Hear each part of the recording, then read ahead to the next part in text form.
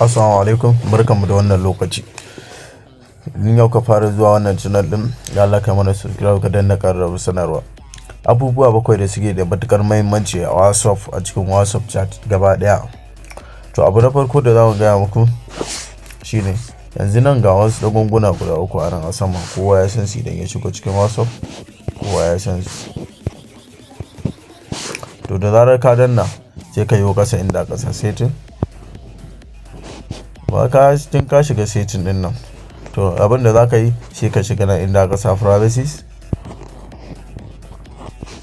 To bacin ka shiga inda aka sa privacy, to nan wajen shine asalin inda abubuwa bakwan nan suke. Abu na farko shine last seen and online. To idan baka son kwata-kwata wani ya ganka kana online, ko ya ga lokacin da ka sauka, ko in ya hau kai ya ga kana online, in dai ba magana ya ma ba, to last seen kenan. To zaka shiga ka gani abin da aka sa number 1 everyone, kowa kenan. Number 2 my contact. Number 3 my contact itself, wanda ka zaba. Number 4 nobody. Who can see when I am online? Sai gashi nan ma sai in ka sa everyone, kaga kowa zai gani. In ka sa same as last, ka gani shi ma ba kowa ne zai gani ba. Nan to wayannan abubuwan kun ga su suna da matukar muhimmanci. Wani baya son ya ga in yana kan online, wani ya san yana kan online, dai ba magana ya mai ba.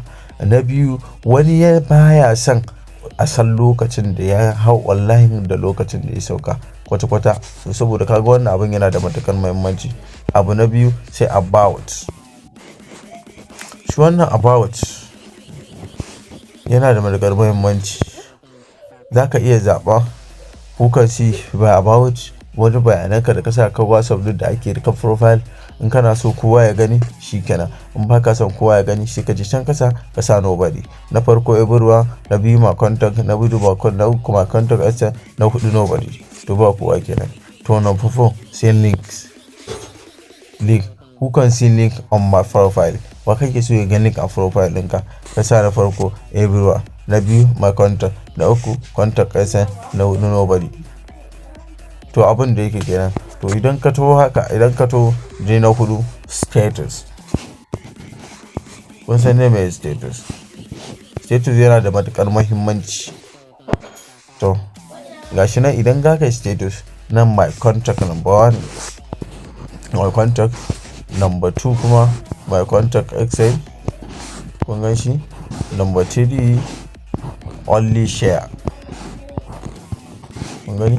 To wanda ka my contact shine iya contact ɗinka. Na biyu my contact excel, wanda zaka iya cire wani ba zai ringa kanin status ɗinka ba. Ko in zaka yi status a lokacin zaka danna ka shiga my contact excel, ka yi status ɗinka, ka danna lambarsa, ka cire shi, ko ka yi status ɗin a lokacin ba zai gani ba sai in karawa. Na uku only share with, sai mutanen da ka zaba ka turawa. To shine. Na hudu sai ka tawo group, saboda group yana da matukar muhimmanci. Group yana da matukar muhimmanci. Wani baya son a sashi a group, wani hakurin zai ganshi a cikin group. To na farko idan baka son wani abu ya faru, sai na kasa my everyone. Aga everyone, to kowa da kowa kenan. My contact, kaga my contact, to kaga my contact kenan.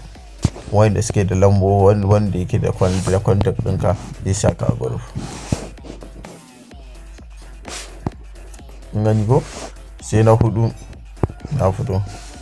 shine my contact excel, wa'anda ka zaba su kaɗai ne da za su iya saka a cikin group.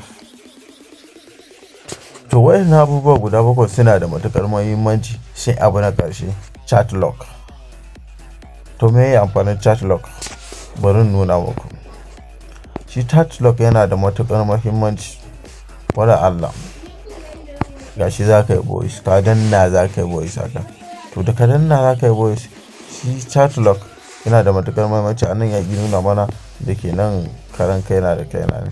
Yanzu ala misali nan ka danna zaka yi chat log, zaka yi voice. To idan kana so voice din ana buɗewa ɗaya za a yi mai, ko an ji ko ba a ji ba ne, aka buɗe aka danna shi ya fara tafiya.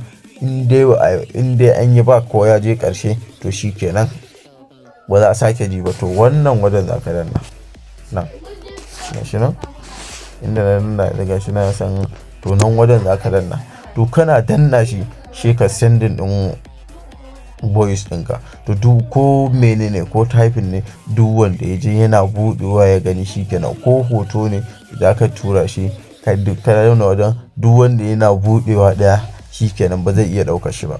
To wannan yana da matuƙar muhimmanci saboda wani ana bibiyar ka kuna magana to idan kai haka shikenan ana danna ana fara da shi kenan ya riga ya ƙare.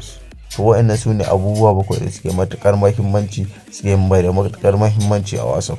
To ya kamata kowa ya san su ya ringa amfani da su don gyara kwakwalwarsa.